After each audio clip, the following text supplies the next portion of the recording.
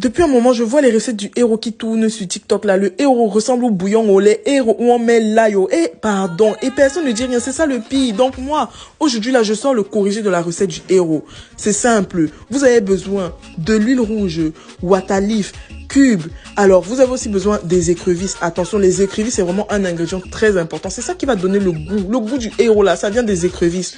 Le coq, bien sûr. Ne surtout pas oublier les obstacles. Pour ceux qui savent pas, les obstacles, c'est la viande. J'ai pris de la peau de bœuf et de la chèvre. C'est normal que ce soit congelé parce que j'ai déjà fait ça bouillir quelques jours avant et j'ai congelé.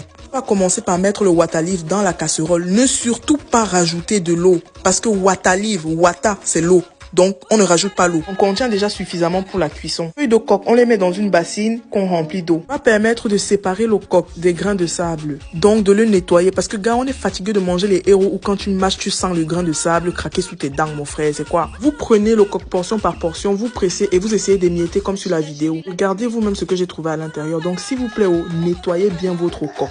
Ensuite, on ramasse toutes les petites feuilles là. Ah oui, parce que la vie est devenue chère, même en bain. Regardez toute l'eau qui est sortie de mon water leaf après 10 minutes de cuisson. Vous voyez, donc pas besoin de rajouter l'eau dans le héros, s'il vous plaît. On ne mange pas le bouillon de héros. Je vois même sur certains un plat national comme ça. Et vous venez gâter ça comme ça sur les réseaux. Ah, ça fait mal. Je veux bien admettre que chacun a sa manière de préparer. Mais gars, le héros, le héros. Ah, non, vous avez exagéré là. Pour ça, j'étais obligée de vous sortir le corrigé. Je pouvais pas laisser ça passer. Ensuite, vous rajoutez les écrevisses. Ça, vraiment, ça, c'est à votre goût. Il y a certaines personnes qui préfèrent ça quand c'est en poudre. Mais bon, moi, j'aime ça quand c'est comme ça. Quand c'est entier, je n'écrase pas. Ensuite, autour des obstacles, il y a un héros sans obstacle. C'est pas un héros. C'est parce que ce n'est pas un héros. C'est-à-dire qu'il y a un peu de héros dans ta viande. Donc, il y a tellement de viande que on ne dit même plus que tu as mis la viande dans le héros. C'est que tu as mis le héros dans la viande. Voilà. Je me demande comment tu fais pour que ton gars t'aime autant. C'est à cause des obstacles là. Plus j'en mets, plus il m'aime. On rajoute les obstacles. Et ok, le père, je rajoute.